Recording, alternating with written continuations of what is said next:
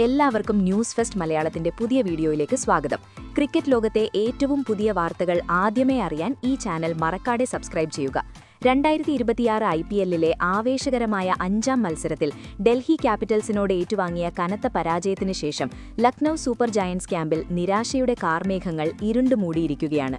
എന്നാൽ ഈ വലിയ തോൽവിയേക്കാൾ ഉപരി ഇപ്പോൾ ക്രിക്കറ്റ് ലോകത്ത് ചർച്ചയാകുന്നത് മത്സരശേഷം ലക്നൌ നായകൻ ഋഷഭ് പന്ത് നടത്തിയ വികാരാധീരവും എന്നാൽ തികച്ചും തുറന്നതുമായ പ്രതികരണമാണ്.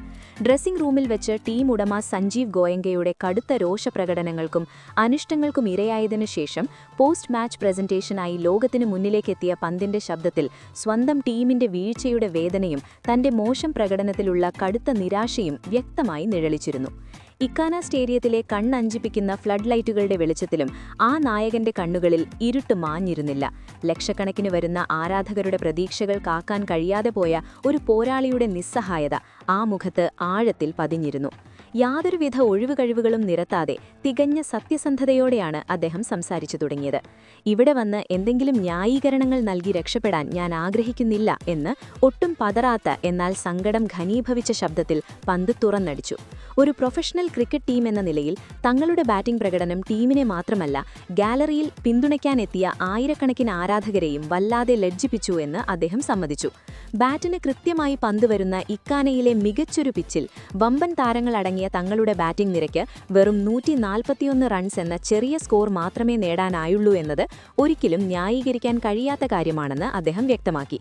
ചീട്ടുകൊട്ടാരം പോലെ തകർന്നടിഞ്ഞ ലക്നൌ ബാറ്റിംഗ് നിരയ്ക്ക് മധ്യ ഓവറുകളിൽ മത്സരത്തിന്റെ ഗതി തിരിച്ചുവിടാൻ പോന്ന ഒരു കൂട്ടുകെട്ട് പോലും പടുത്തുയർത്താൻ കഴിഞ്ഞില്ല. തോൽവിയുടെ മുഴുവൻ ഉത്തരവാദിത്തവും സ്വന്തം ചുമലിലേറ്റ പന്ത് താൻ വരുത്തിയ വലിയ തെറ്റിനെക്കുറിച്ചും വാചാലനായി.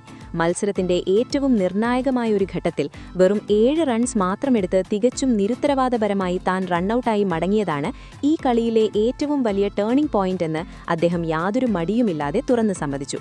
ഒരു നായകനും സീനിയർ താരവുമെന്ന നിലയിൽ അവസാനം വരെ ക്രീസിൽ നിന്ന് ടീമിനെ ഭേദപ്പെട്ട ഒരു സ്കോറിലേക്ക് നയിക്കേണ്ടത് തന്റെ കടമയായിരുന്നു എന്നും എന്നാൽ തങ്ങളുടെ ബാറ്റിംഗ് യൂണിറ്റ് മാനസികമായും സാങ്കേതികമായും പൂർണ്ണമായി പരാജയപ്പെട്ടതാണ് ഈ നാണം കെട്ട തോൽവിക്ക് പ്രധാന കാരണമെന്നും അദ്ദേഹം കൂട്ടിച്ചേർത്തു.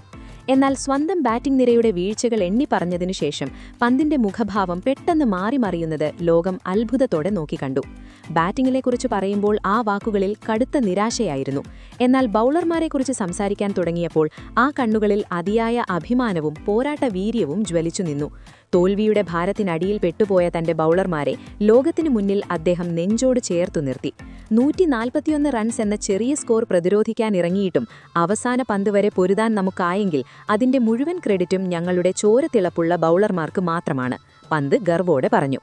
സ്ട്രൈക്ക് ബൌളർമാരായ മുഹമ്മദ് ഷമി, യുവതാരം പ്രിൻസ് യാദവ്, മൊഹസിൻ ഖാൻ തുടക്കത്തിൽ തന്നെ തീതുപ്പുന്ന പന്തുകളിലൂടെ ഡൽഹിയുടെ മുൻനിരയുടെ നട്ടെല്ലുടച്ചത് അവിശ്വസനീയമായ ഒരു കാഴ്ചയായിരുന്നു. ഡൽഹി ക്യാപിറ്റൽസ് 26 റൺസിന് 4 വിക്കറ്റ് എന്ന നിലയിൽ അതിദയനീയമായി തകർന്നപ്പോൾ ഈ അസാധ്യമായ മത്സരം പോലും ജയിച്ച് ചരിത്രം കുറിക്കാൻ കഴിയുമെന്ന് ഡ്രസ്സിംഗ് റൂമിലിരുന്ന് ലക്നൌ ടീം വിശ്വസിച്ചിരുന്നു.